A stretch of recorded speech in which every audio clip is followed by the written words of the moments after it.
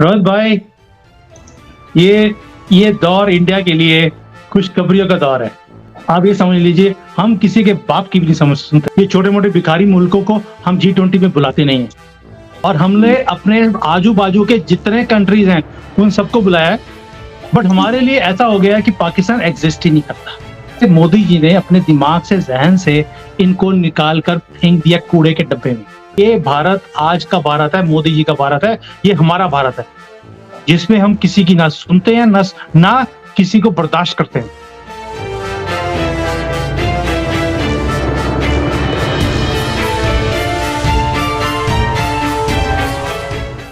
कोई भी हमारे देश में किसी भी मुद्दे में इंटरफेयर करके दिखाए। ये मनमोहन सिंह का टाइम नहीं है रोहित भाई, जब रिमोट कंट्रोल की सरकार चलती थी, और यही मनमोहन सिंह है जब 26/11 को मैं यहाँ पे था बाहर, और मैं कि खून खौलता है आज भी सोचकर। मनमोहन सिंह यूनाइटेड नेशंस में जाकर बोलते हैं पाकिस्तान को, प्लीज हमारे यहाँ आतंक मत बचाइए, हमारे यहाँ बॉम्ब ब्लास्ट मत कीजिए प्लीज। और आज वही मोदी जी हैं, घुस के मारते हैं उसी वक्त। टाइम नहीं है उनके पास, वो 1 साल 2 साल 3 साल के बाद नहीं, उसी वक्त हिसाब किताब बराबर। और ये बात पाकिस्तान को भी और चाइना को, दोनों को समझ आ गई है, इसीलिए खलबली। राइट। अच्छा, एक चीज और, ये जो CPEC का पूरा चक्कर चल रहा था, और पाकिस्तान का, अफगानिस्तान का और चाइना का माइनिंग, लिथियम, ये पूरा का पूरा जो गेम था, जिसमें ये बताया गया था कि ये पाकिस्तान ऑक्युपाइड कश्मीर जो है बड़ा खुश है और इंडियन ऑक्युपाइड कश्मीर दुखी है। अगर मीटिंग्स हो रही हैं इंडियन ऑक्युपाइड कश्मीर में, तो क्या ये पाकिस्तान चाइना का ढांचा गिरेगा? ऑफ कोर्स हिलेगा। देखिए, अब सोच के देखिए, CPEC मतलब कि पैक हो चुका है वो, ठीक है, और उसको रिवाइव करना मतलब कि चाइना की पूरी ताकत लग जाएगी उसको रिवाइव करने में। क्यों? क्योंकि पाकिस्तानियों ने उसमें से सारा जितना भी मेजर चंक ऑफ मनी है वो तो खा लिया उन्होंने। अब उसको दोबारा चालू करने के लिए उतना ज्यादा जोर लगाना पड़ेगा उसको, इसलिए वो CPEC तो छोड़ दो, वो तो पैक्ड है, इट इज परमानेंटली पैक्ड। वो इतना बेवकूफ नहीं है चाइना, वो दुनिया को बेवकूफ बनाता है, ठीक है। पाकिस्तान वालों ने उसको भी चूना लगा दिया, जो दुनिया को चूना लगाता है पाकिस्तानियों ने उसको चूना लगा दिया। भाई आप सोच के देखिए दोस्ती कैसी है इसकी। और इसलिए जो यहाँ पर जो पाकिस्तान ऑक्युपाइड कश्मीर है उसके अंदर से जो CPEC जा रहा है, क्योंकि मोस्ट ऑफ द प्रोजेक्ट्स इनके स्टॉल्ड हैं, इसीलिए आपने देखा होगा कि चाइना ने देख लिया कि पाकिस्तान का कुछ नहीं हो सकता, ये धोखेबाज कौम है, ये सिर्फ धोखा दे सकती है, इसलिए उन्होंने ईरान से दोस्ती कर ली। ईरान, सऊदी अरेबिया को मिलाकर आप सोच के देखिए, पाइपलाइन सऊदी अरेबिया से होकर, ईरान से होकर, अफगानिस्तान से होकर चाइना जा रही है। उन्होंने पाकिस्तान को बाहर ही निकाल दिया।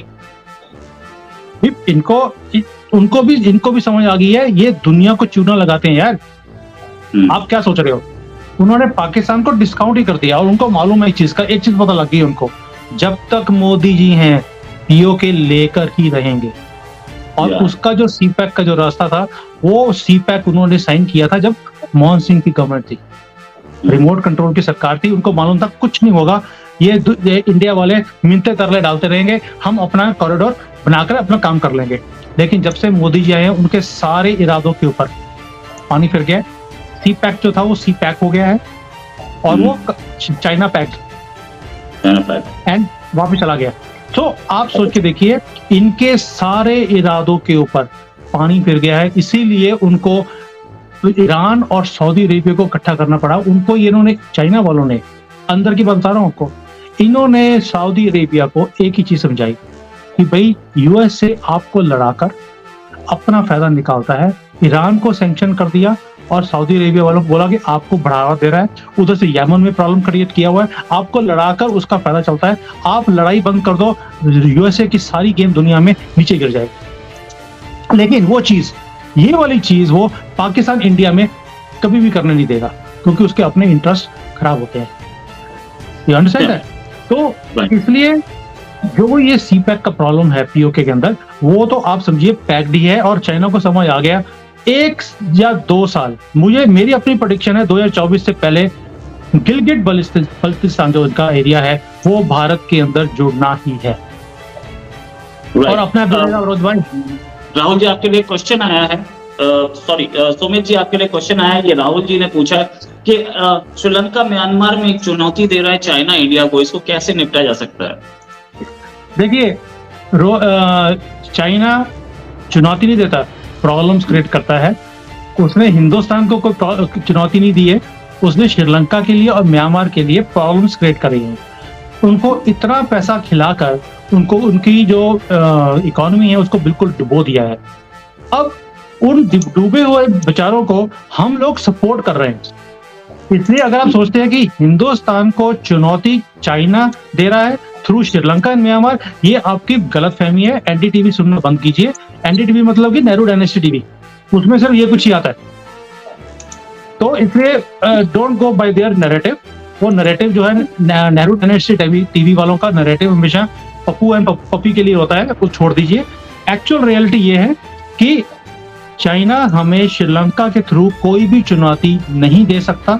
रीजन बीइंग, आप हमेशा सोच के देखिए, सनातन धर्म में हमें एक ही चीज सिखाई है, जो आदमी दिक्कत में है उसकी मदद करनी चाहिए, वो हमेशा जिंदगी में याद रखेगा। और हिंदुस्तान ने हमेशा डूबते मुंह की नैया को हमेशा सहारा दिया है, उसमें तेल भी भरा है और उसको चलाया भी है। इसे वरी मत कीजिए, चाइना कितनी भी कोशिश कर ले। देखो, चाइना का एक ही मकसद है कि दुनिया में अपना दबदबा बनाना थ्रू जोर जबरदस्ती। ये कभी भी चाहा नहीं है। मुगलों ने ट्राई किया था, उनकी हालत देखिए, आज किताबों में से भी नाम मिट रहा है उनका। आप सोच के देखिए, उनका नाम इतना ज्यादा मिटाया जा रहा है कि बुक्स में से भी मिटाया जा रहा है। तो चाइना का भी यही हाल होने वाला है। हमें चुनौती देने की इनकी ना तो हैसियत है और ना ये दे सकते। ये सनातन धर्म का देश है भैया, चिंता मत करो।